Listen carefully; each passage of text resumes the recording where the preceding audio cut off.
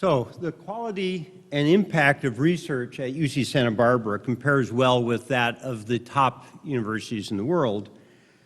And when I talk about our research, I point out that it addresses many of the most important problems facing science and society today. It's not constrained by departmental boundaries, and I'll talk some more about how that works. And it's done in a global context in close collaborations with research institutions around the world. And our most important asset in the research program is the faculty and the faculty researchers. These are our Nobel Prize winners. We've had a remarkable string of 5 Nobel Prize winners, 4 in science and engineering in the last decade. But it also talks about the interdisciplinary nature of our research. I have been in the physics department here since 1981, except for my break as a laboratory director. And 2 of my colleagues in the physics department won Nobel Prizes in chemistry. Another one won the Nobel Prize in physics, David Gross. And Herbert Kromer won the prize in physics, actually from an engineering department, which is a very rare event. But it does represent the fact that people work across the programs very easily here. Should also say it's not only these great stars, but we also have a remarkable group of assistant professors who are among the top few universities in the world in their ability to get the top Young Investigator Awards in the country. So our global science, let me talk about something that isn't producing technology today, but it's in my field of particle physics. The world's most sensitive microscope in the world is the Large Hadron Collider that's about to turn on below the French-Swiss border at the European laboratory CERN. That's taking over as the world's largest accelerator from the laboratory I directed in Illinois. And a global collaboration of scientists have built this remarkable detector, CMS, which is 12.5 kilotons that's instrumented like a Swiss watch, only, well, a modern Swiss watch. And at the heart of that is a tracking detector with 250 square meters of microstrip detectors that are silicon detectors that track the particles with 50 micron precision. And of that, so where in the world was that built? Well, most of that was built at Santa Barbara and at Fermilab. And for the world, the only university in the world that had such a big role in that was here in our physics department, UC Santa Barbara. So the way we construct ourselves for research is really like all of the modern American research universities. It's organized for research with a core of departments where we recruit the best faculty and students. And those are disciplinary in nature, and that's surrounded by a series of institutes and centers doing research. That is the way we present ourselves to the outside world, to society, to technology industry. And we believe that no university has a better environment for that interdisciplinary research. So I'd like to just step through a few of the examples. Some of them are engineering technology, some of them are more generally in world-leading research. So the National Center for Ecological Analysis and Synthesis, that's the NSF Center for Ecological Analysis, and it's bringing the strength of informatics to the little data sets that ecology researchers have collected over many years and dealing with all their problems, but it actually much of what they've brought to it has revolutionized the way we think about ecology.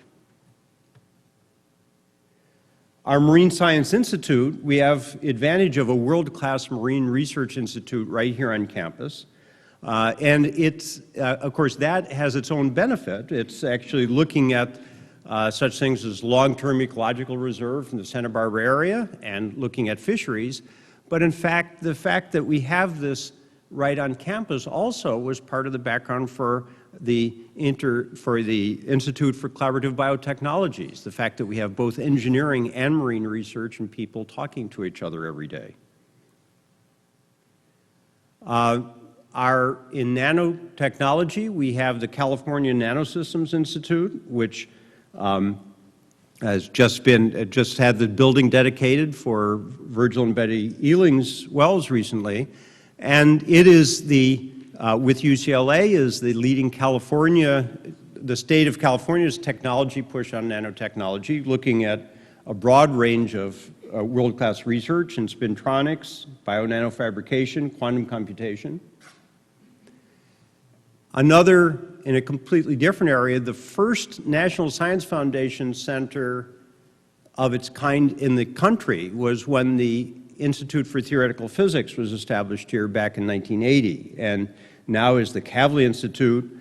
It has broadened the picture of what theoretical physics is applied to. You can see from this year's programs on anatomy, development, and evolution of the brain, physics of the Large Hadron Collider, dynamo theory, climate change, boundary layers of the Earth, and theory and practice of fluctuation-induced interactions, bringing the tools of physics to a broad range of science and engineering.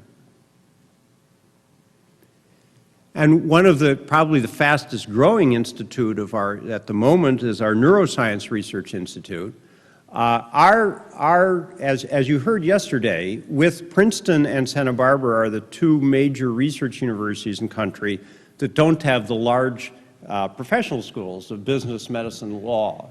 On the other hand, we don't have clinical research, but we have a large program in biomedical research, much of it at NRI, on such areas as Alzheimer's and macular degeneration.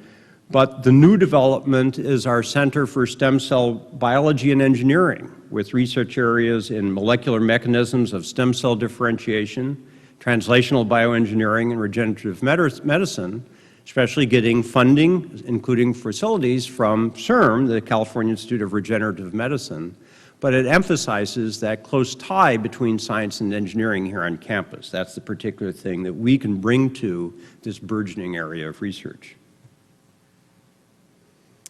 And finally, some of the things you're hearing about with more focus at this meeting, that Institute for Collaborative Biotechnologies, looking at understanding biological mechanisms on a broad range of applications. And as I say, this developed here as a natural place for it because of the range of things from engineering to marine science that we had such excellence here on campus. And I always talk about the Solid State Lighting and Energy Center in talking about our research that you heard more about yesterday.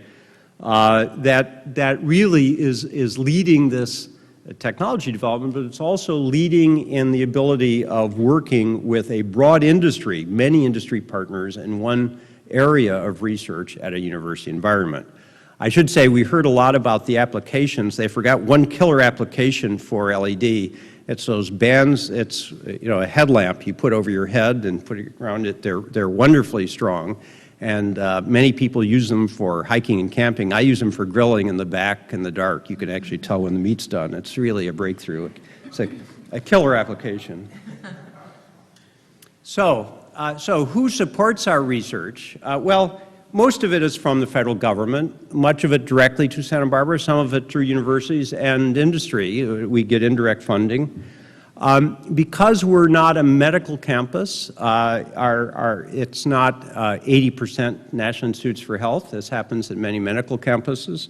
41% of our direct federal funding is from National Science Foundation. We're in the top 20 in about 5 of the 7 research directorates at NSF.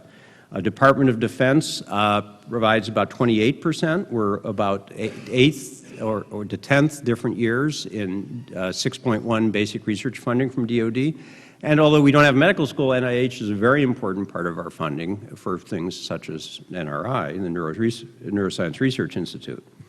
But we also receive major support and very important support from technology companies that we're hearing about some today, many long-term partners, from research foundations such as the Keck, MacArthur, Mellon Foundation, and from state agencies, most notably lately, including the California Institute of Regenerative Medicine, and we think in the very near future from the Public Utilities Commission as part of our energy research. So over 20 years, if you just look at one metric, which is our extramural funding, it's now at $176 million this year. That's doubled in the last 10 years, and it's doubled in the last 10 years before that. And that's not just because federal spending for research has gone up. Our metrics have gone up at about half that rate over that time. The rest is simply because UC Santa Barbara is competing better at those federal research dollars.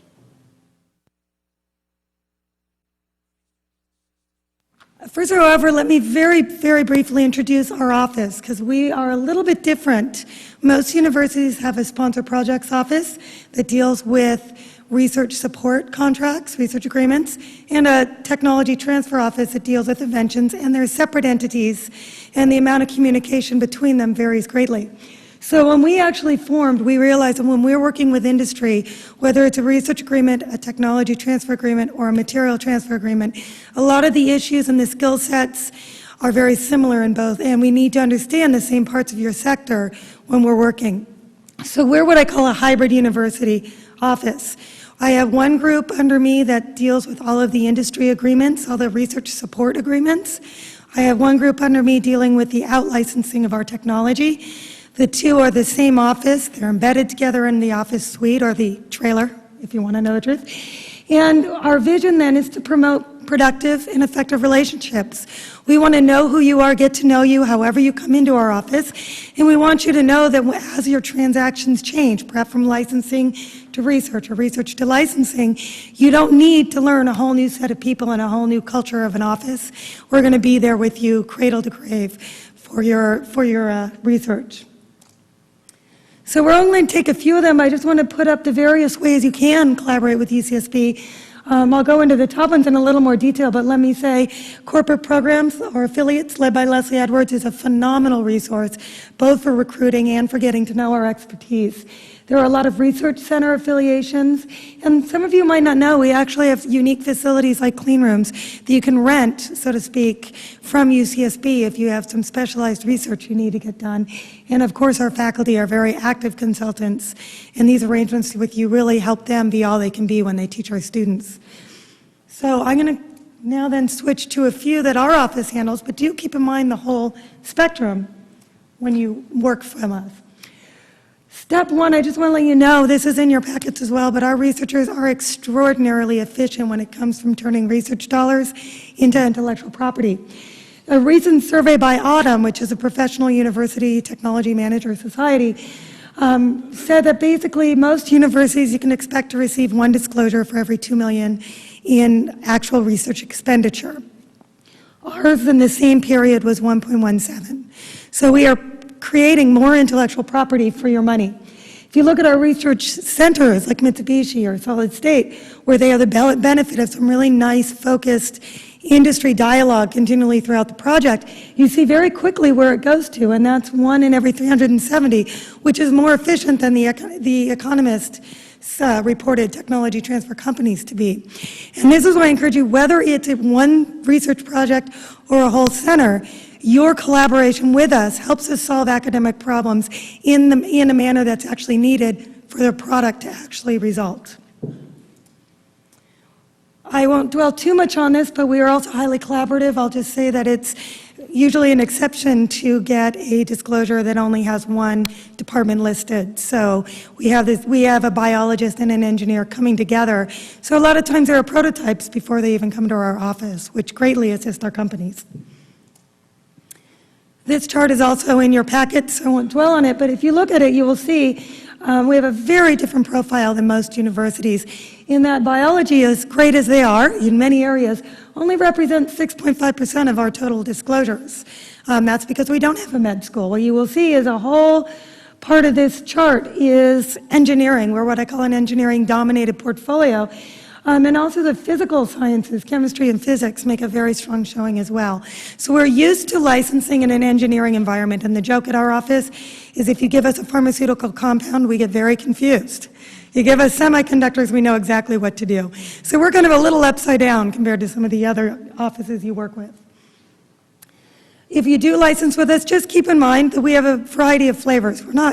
Our goal is that we want you to play with our technologies, fall in love, and then make the commitment to license it, knowing that it's a decision that's good for your company. So we do have varieties. We can do everything from a letter of intent, which is a very minimal financial engagement to allow a quick, short-term feasibility studies, fundraising, whatever you need, for up to a year. These are 2-page documents. We usually get them in place in a matter of a week, once the technology is good, all the way down to a license agreement which lasts the full life of the patent and includes the right to commercially sell. So when you engage our office, you don't need to have the answer that you absolutely want to use our technology and you know it.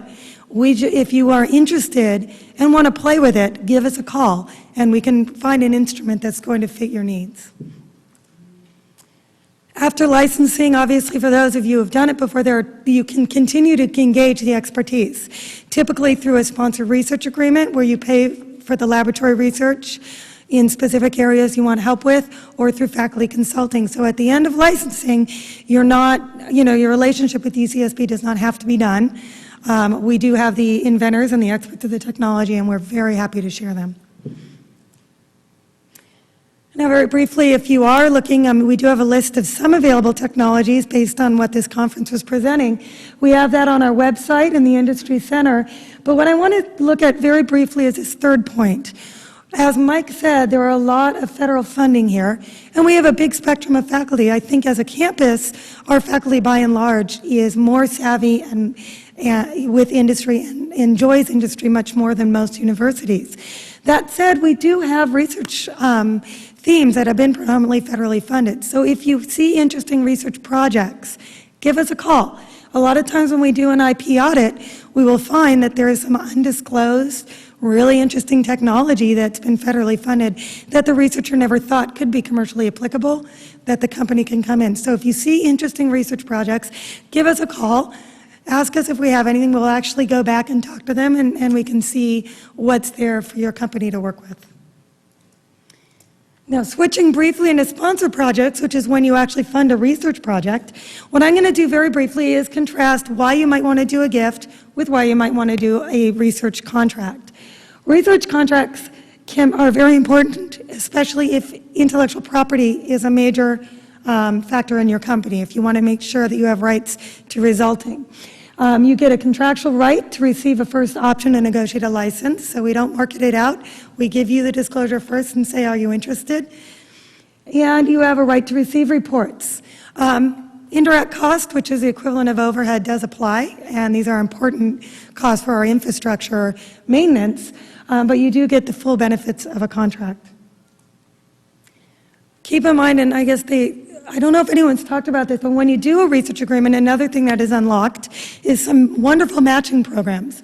There's a program called UC Discovery, and we can all help you link up to it, which if you are a for-profit and you have a manufacturing or an R&D presence in California, you can apply with our faculty to a matching program where you will receive $1 for every dollar of your investment. So your $50,000 project gets $100,000 in resources. It's a wonderful program. UCSB is highly competitive within that program. It's only open to the UC campuses, and we have very high visibility in the program. So when you are thinking about research funding and you have a California presence, this should be one of the first things you think about to leverage your investment. My office, Leslie Edwards' office, pretty much any other administrative office can link you into the Discovery program if you want to learn more. And as I said, fast turnaround. Proposal to award, if you're successful, is within 100 days, not 9 months, like the federal programs. And finally, I want to give a word about philanthropy, which can be a fabulous way to sponsor research. It's important just to realize a gift is a gift. IRS precludes us from giving rights like IP, so it doesn't come with promised IP rights. I will tell you, when a disclosure mentions gift funds, it's good business to contact the donor. So we definitely do that, and we have one license that came from gift funding. But just be aware, we can't contractually promise it. But this is a wonderful way to do projects, seed projects, where the risk of IP is relatively low, or maybe you're just engaging a faculty member to see how they work with you and see how good of a fit it is. Because if you note, our campus has made a decision that philanthropic support is very important. We actually don't charge indirect cost.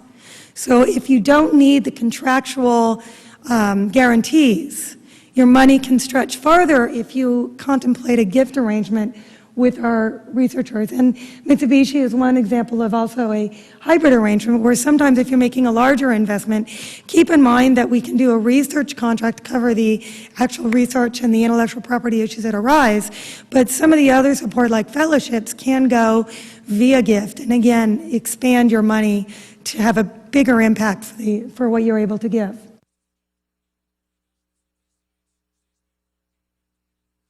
So I think most people would agree that there are at least three key elements to a successful startup. One of them is recruiting good talent. The second is identifying technologies that can be commercialized, for which you can identify customers. And the third is to spend as little money as possible in doing both of those first two things.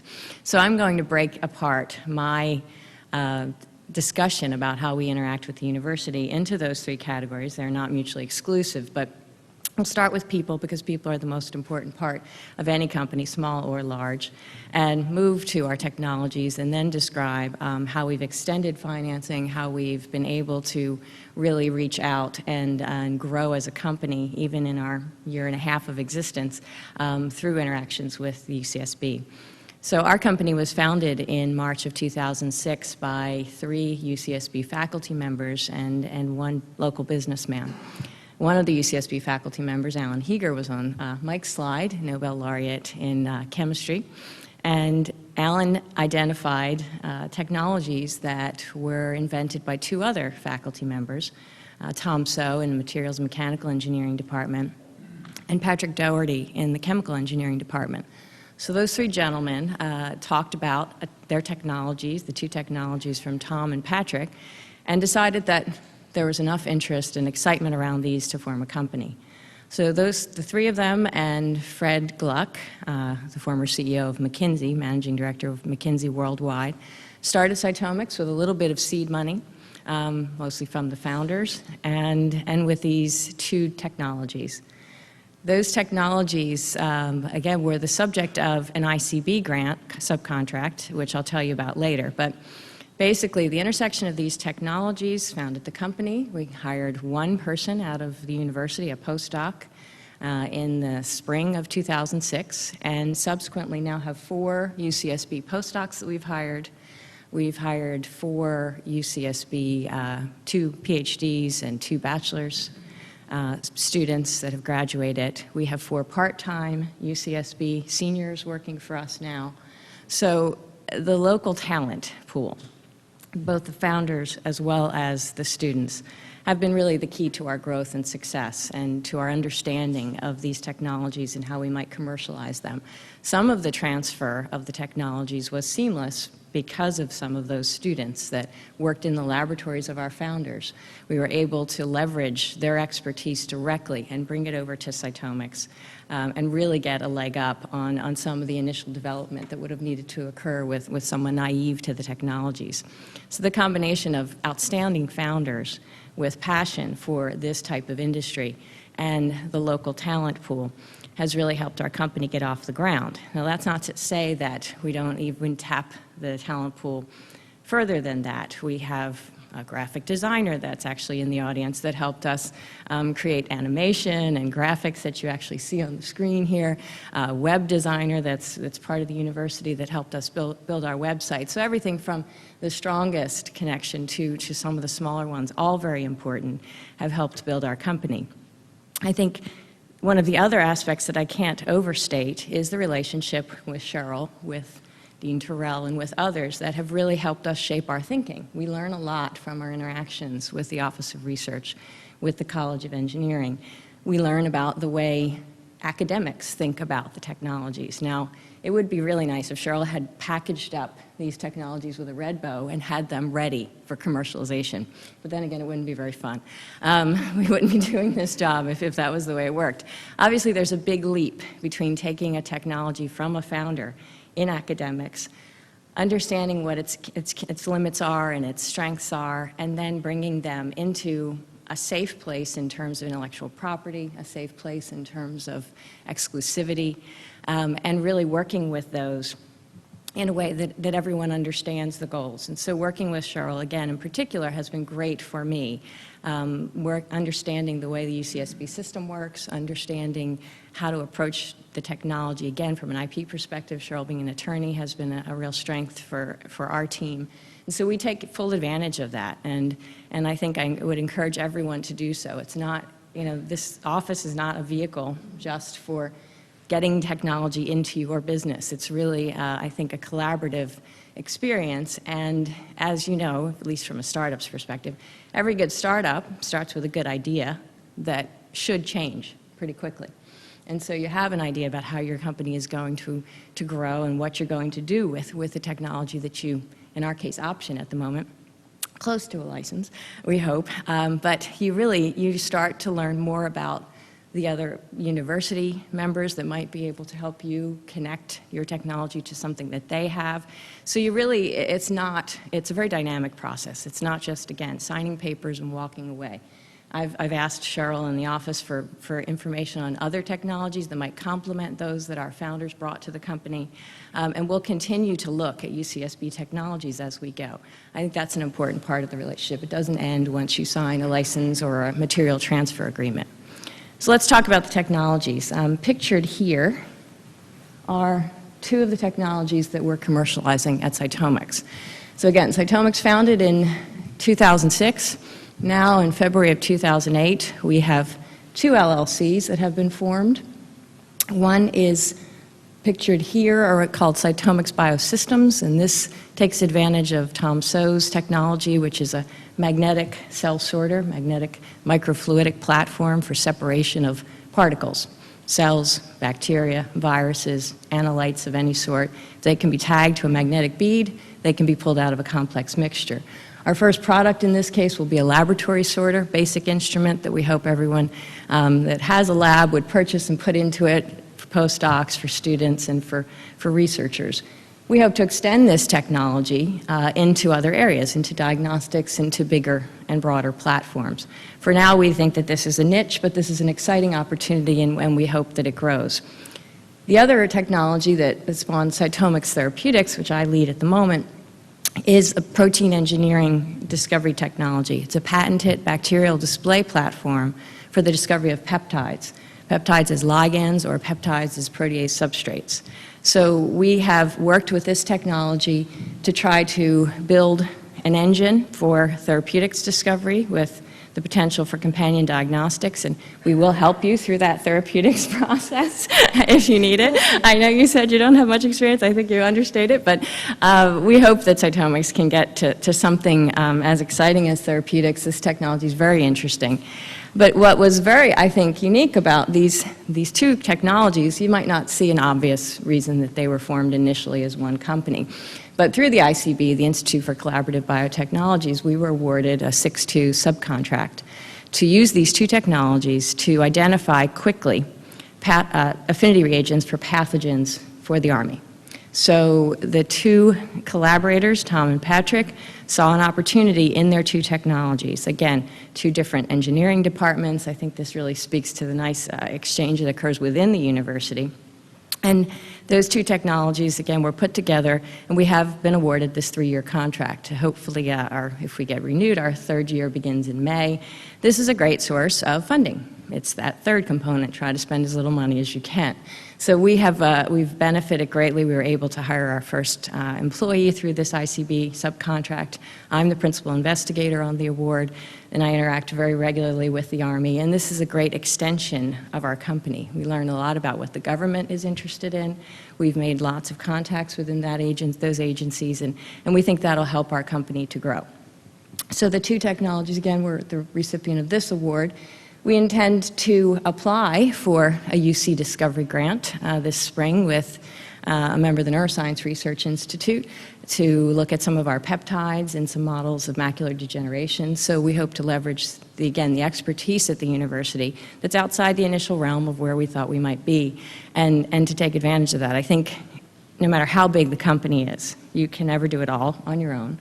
And we certainly appreciate that when you start to talk about an area as complicated as therapeutics or diagnostics, that the scientists, the basic scientists who spend time thinking about biology and these pathways are really going to be much better suited to helping you think about them than you could ever be with a 15-person company. So we want to take advantage of the local talent there. And again, I think lastly, the ability to take advantage of the resources here, the actual physical resources at the university, have been tremendous for us. Those chips that you see graphically depicted there on the left, they're fabricated in the clean room here. We're not going to be building a clean room anytime soon at Cytomics. So we take full advantage of the recharge capabilities that are put in place that offer small companies the ability to stretch their dollars. We've taken advantage of the flow cytometry lab on a recharge basis and currently some microscopy work. Again, for a small company in particular, you're not going to be able to build all of these things at the beginning. We hope to someday. But the university has been great in allowing us to really exploit all the resources that are here. So I think those were the highlights of what I wanted to tell you about our experience. Again, we are in option stage of licensing. We're moving very nicely along towards licensing exclusively the technologies I told you about. We've had great exchange in terms of material transfers, of reagents and things that are covered by those options so that we don't have to reinvent the wheel at Cytomics. We are sharing things. I'd also like to think that we share back with the university. So a lot of the research that's going on at Cytomics directly relates back to some of the microfluidic work in the SO lab and the bacterial display work in the Doherty laboratories. I'm very happy and willing to share technological advances. Obviously, as a company, you have to be sensitive to protecting intellectual property. But if there's something that we do in our laboratory, and it has happened, that we learn about the technologies, we look at them in a different way, we give that back to the laboratories at the university. We hope that they can take advantage of that.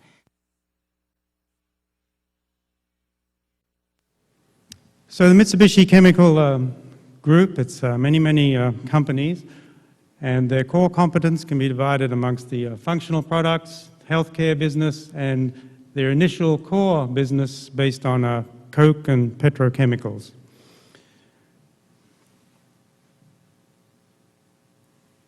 Here's some examples of their products.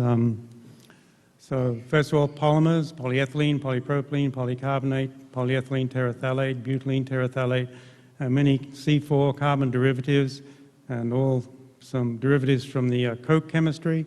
You can get the hint here from automobile and lighting markets. But a very important value-added business also is information and imaging. So here we have discs. So at first Mitsubishi had a verbatim for the old floppy disks. Some of us probably can remember floppies here still. And then CDs to DVDs. These are toners for non-impact printing and imaging, photoreceptor drums. I was involved in their development in Virginia. And then also films, materials for the building industry, civil engineering, and also a presence in pharmaceuticals and diagnostic reagents. So as you can see, a very diversified chemical company. And like many of these diversified chemical companies, Mitsubishi is in the process of transformation under the rapidly changing markets. So with that in mind, Mitsubishi has made a strategic overview of where the company wants to be in 2015. And these are some of the focus areas. I think the highlights, simply light and colors and clean energy. So again, in terms of light and colors, naturally the image and information storage, recording media, Blu-ray disc. I see Sony has finally won in terms of the HD disc, holographic memory storage. And very important, of course, is lighting. So I think as many are aware, there's a very prestigious solid-state lighting center here, and I'm pleased to say that our previous president, Fumio Orito, is in the audience, and he nurtured a very strong and successful alliance with that solid-state lighting center. And Mitsubishi's phosphors, encapsulants, gallium nitride substrates, zinc oxide, these are all important materials for the solid-state lighting effort. That's going to have a huge impact on society. Energy saving, of course, lighter materials in terms of carbon fiber and composites. And batteries, Mitsubishi is very strong in lithium-ion batteries, energy storage, and looking to the future for photovoltaics, solar energy, fuel cell materials. So Mitsubishi is looking to the future in all these key strategic areas. So in terms of revenues, this is a future vision, of course, to grow the company. And you'll notice to downsize the relative importance of the traditional bulk commodity petrochemical business and increase instead high value-added functional products, and also healthcare because of the demographics of changing society. To do this, there are three important mechanisms that Mitsubishi has identified. First is to form strategic alliances and increase their earnings capacity by many efficiency and cost measures. And what I want to address today here specifically is research and development for new business. And this leads to the alliance with UCSB that I'll talk about, MCCAM. This is Mitsubishi Chemical Center for Advanced Materials. So now I'll give a brief overview of the nature of the alliance we have with UCSB. We have a website, of course.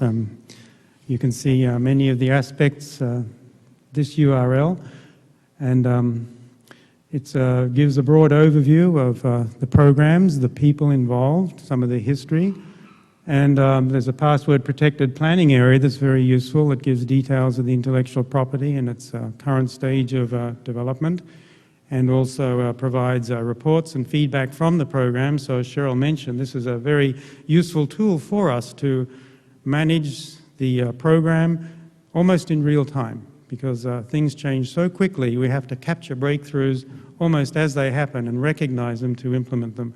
So having this facility for sharing information is very important to us. The obvious question, why did Mitsubishi, a large chemical company in Japan, choose UCSB? Well, of course, Mitsubishi could recognize many of the advantages, and an important one is the diverse faculty in materials research, the interdisciplinary nature, and as we've heard from Mike, the world-class research and having centralized equipment resources. But I think a very important component was at that time the Chief Technology Officer of Mitsubishi Chemical was George Stephanopoulos, chemical engineering professor at MIT. And it's through his relationships, I think with Dean Terrell, and recognition of the potential here that this alliance was nurtured and came to fruition, I think 2001. I'll give a short timeline later. But he was a very important component also in the recognition of the potential and its implementation, and particularly with the support of the administrative side. So it's very important to have this flexible, supportive administration for the intellectual property and its terms, and also many of the cost aspects, as Cheryl mentioned, indirect costs can actually be returned into the program to give us many advantages also. So in terms of the whole, this is a very good package for us. And this interdisciplinary nature was best housed under the Materials Research Department, MRL, which embraced the materials, chemistry, electronics, chemical engineering, biochemistry, mechanical, and physics. So as you see, we could tap into this huge wealth of intellectual resources. So here's the brief timeline I mentioned, the inception in 2001.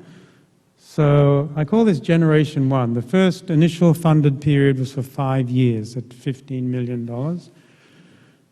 And during this initial period, we had what were called seed projects for 1 year, and also integrated research projects that are much broader programs. And the idea is to see what promising research would come out of various seeded areas and try to align them to the interests of industry. The program ended in the end of August 2006, and now we're in our second Generation 2, which is funded for 4 years, and here's our present position. But the expectations have changed, that we now have existing intellectual property created from the first generation, and this is our treasure, our asset. We have to make sure it is of the best quality to leverage it into the marketplace. Briefly, just some statistics that were involved. You can see the many departments, a large number of researchers and faculty we can draw upon. And here are some of the broad project areas, at least in the first generation. So as you see, we have quite a spread of projects and people we interact with. So it's a very broad-based interaction. So now I'll touch upon some of the operations specific to Mitsubishi Chemical. At first, here's the administrative structure for MCCAM. So Matt sits at the top of this organization, and MCCAM in the blue, we have a governing board, then a steering committee, and Glenn Fredrickson is the director. I'm the associate director. So within here, we conduct the research programs. But also we're housed in the Materials Research Laboratory and draw upon many of their resources. So Craig Hawker is now appointed there as our director of the MRL, and we appreciate the support of the MRL as well. And they have their own independent research programs, plus programs that overlap with us. So in terms of space, there was an expansion a few years back of the MRL building, and we occupy about 7,000 square feet now in this building, just behind engineering at the parking lot there next to Cone Hall. And we have the administrative headquarters, conference rooms that are very useful for visitors and the many meetings we have. For example, this April we're having our annual review, so we have many visitors from Japan, workshops, spin-out meetings. It's very good to have these resources to conduct these meetings. And also, if we have visiting researchers, we have offices that they can use. So it's very good, again, as I said, to have these facilities. So the first generation of funding is outlined here, and as Cheryl mentioned, there's various components. We have a gift component, plus a philanthropy component, plus operations for the program. So in total, $15 million for the first 5 years. So that's quite a large sum of money, and Mitsubishi is very happy to fund this program in terms of the nature of the relationship and benefits they're now seeing from it. So it's been a very worthwhile investment. Because we have these abilities to leverage many of these resources. So we've also heard from Nancy about the UC Discovery program, where the state will offer matching funds. So we've gone through several rounds of these, and it's very highly appreciated, and also focuses our attention to benefits for the state. So in some senses, we've hired people from UCSB. We have our presence in the state at the local office, our MC Research and Innovation here in Goleta.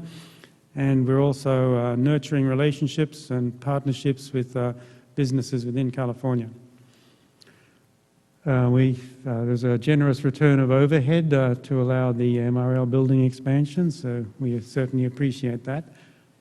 And the MRL, we share equipment, and some of the funding goes to NSF grant to cover the cost of equipment, so we have mutual benefits there. And we've had collaborations and subcontracts to various other universities within the UC system. That's very seamless for us because the IP terms and conditions apply universally for the UC system. We've also had some evolve with Florida State when a principal investigator might transfer. We have ongoing programs that involve contributions from Cornell, and also recently we're negotiating contracts with Cambridge. So we're not constrained. There's many possibilities to take this network further afield. And now we're in the second phase, as I mentioned. So we have a 4-year renewal, this time $10 million total. And the expectations now from the industrial side are maturing. Naturally, the business people always want to see products and money, so tangible results definitely are very important in this second stage.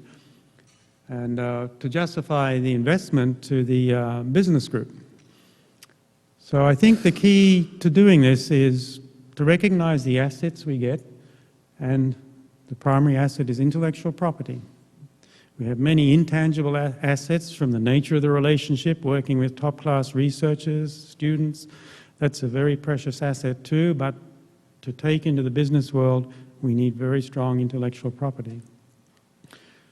So time is of the essence. Things are changing so quickly, we have to catch inventions at the earliest opportunity and develop them quickly to market. So that depends upon the efficiency of processing these intellectual properties and also the quality of the IP itself. That means drafting and crafting the claims. That's a very important step. And naturally, our job, particularly here at MC Research, is to nurture and grow these intellectual properties to the market.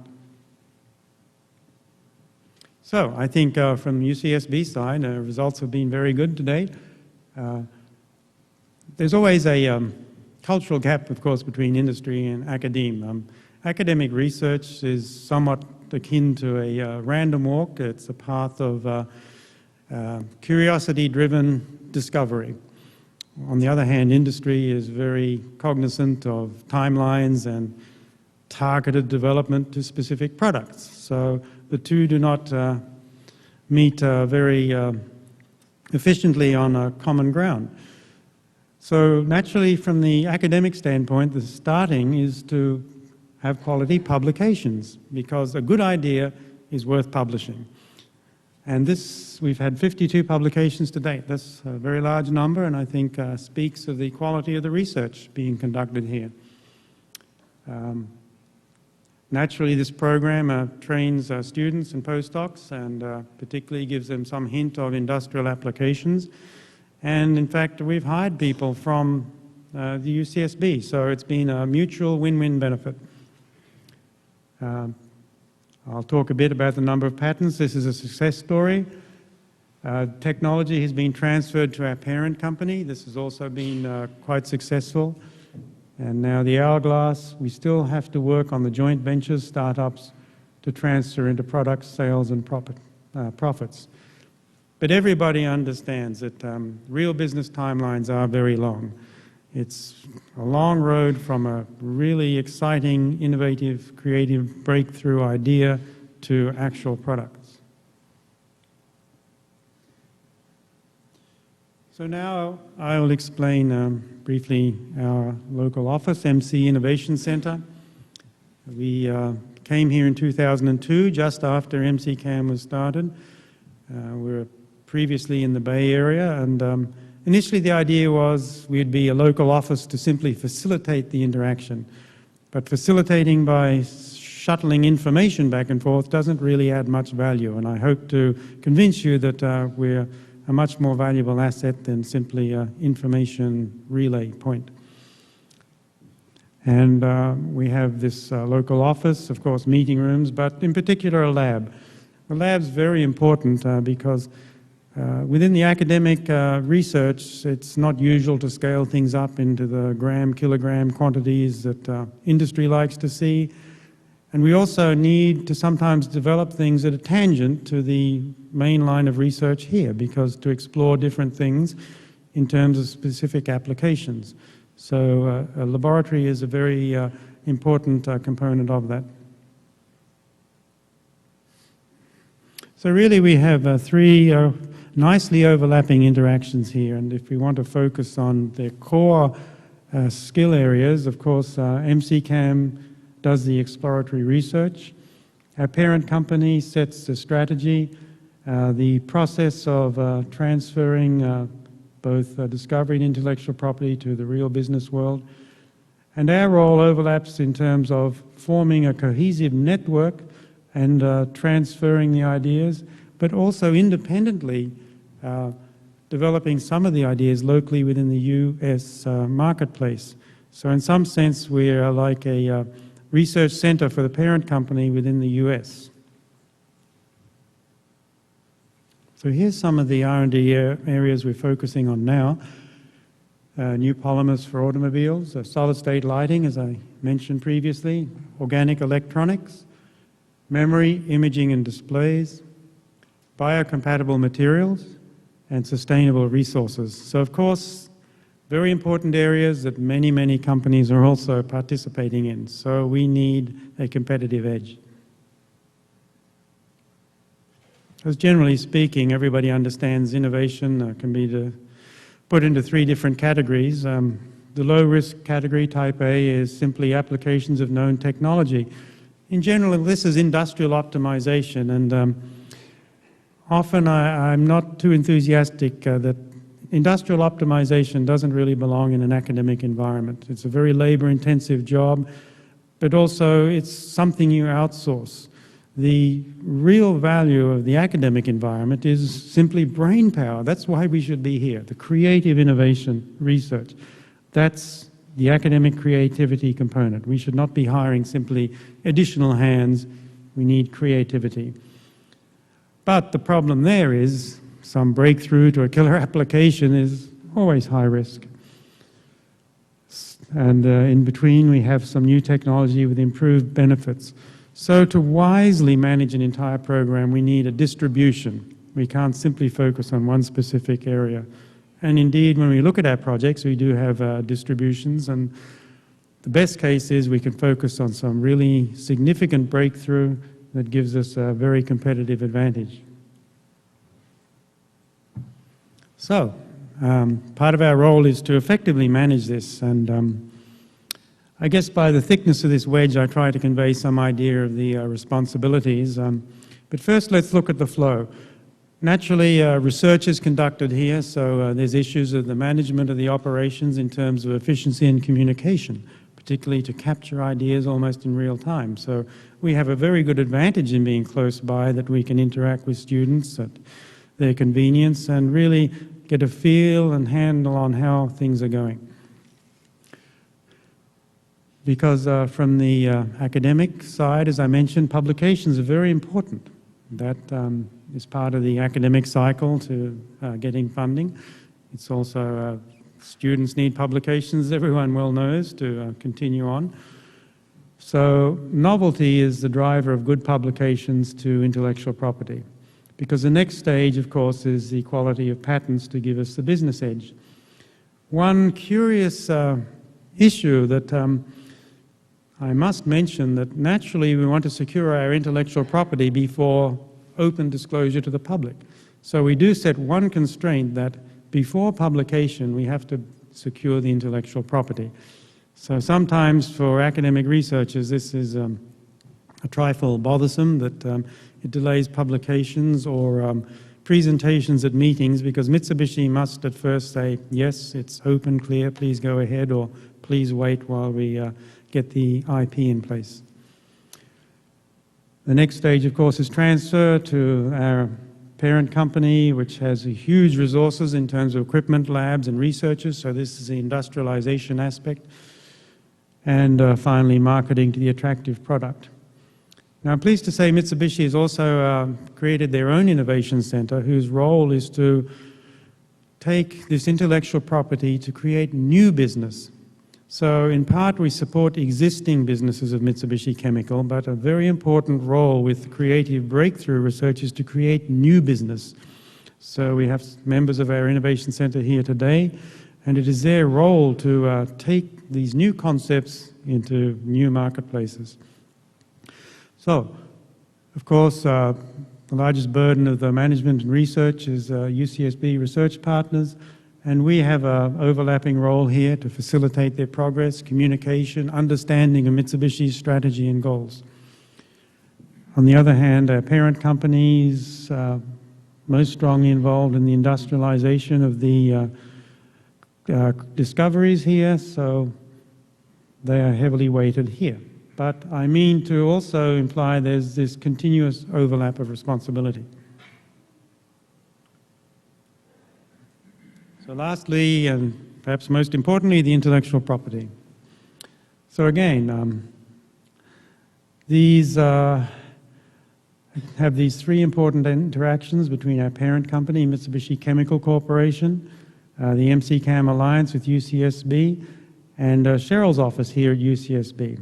And if you want to look simply at the roles, our parent company must, of course, review the intellectual property, also enhance it through the claims and their support. The OTIA office here naturally processes this, and it's doing a very good job in managing this intellectual property, because it becomes quite complex. There's many stages in the life of a disclosure to an issued patent. And our role here is also to participate with these three functions to make sure the process goes smoothly, on time, and also contribute to drafting the best and strongest claims. That's a very important component. As I mentioned before, the quality of the IP is an essential point.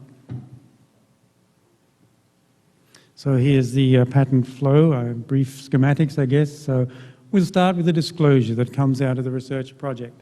PI means a principal investigator.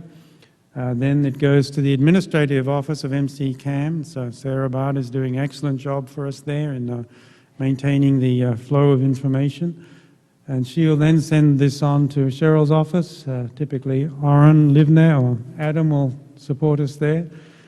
They will then send it over and have formal review of this by our parent company, and particularly MCRC, Mitsubishi Chemical Research Center. They're the ones involved with the researchers who make the decision to take an option or not. Also the allocation of funding to the programs. Our role here is to facilitate the important back and forth work with the attorney to take a look at a draft. Usually a draft has to be reworked, and as it progresses further downstream, many claims get rejected, they have to be strengthened, so there's a lot of back and forth here. So here, for example, are some of the stages in a patent. We have a disclosure, we can elect it, decline to take it, or take the option. It can be a sole or a joint invention. We might decide we want a non-exclusive license here, and best case it'll be issued. In some cases we decide to drop it if the claims, there's no way around getting good claims. And it takes a long time to go through all this process. So briefly, the, of course, value of the invention to industry, it's quite simple. It has to be valuable to industry as a whole. We want to establish a key position in business. It also must fit to Mitsubishi's technology strategy. Mitsubishi, of course, can't be in every business, so we have focused areas and we want to have appropriate patents. And there's many difficulties, of course, in obtaining patents. A lot of existing blocking prior art. So we have to make distinguishing claims and also understand this can be practical within a business manufacturing environment. Many great ideas never make it to real products because there is no cost-effective way to manufacture. And of course, the future plan, our company has to consider. There's a lot of work maybe to rework, strengthen claims, and so on. So we consider these general aspects in terms of patent or management of the intellectual property portfolio. So here's some recent statistics. I'm pleased to say we have 46 disclosures. 31 of these are sole UCSB inventions. We have 15 joint inventions, so I think that shows the degree of participation of Mitsubishi, which is good. We shouldn't be idle bystanders. We really need to be partners in this process. And this speaks to the timeline with the Patent Office. For now, we just have 3 that have finally been issued, but many works in process. So to end, I would like to just say this has been a very productive alliance for us, and it's in line with Mitsubishi's future vision based on these 3 key concepts: light, colors, and clean energy. So research and development, including mergers and acquisitions, come together with materials and processing to some devices that are applied in these various areas, and I guess their catchword is earth-friendly comfort. Thank you.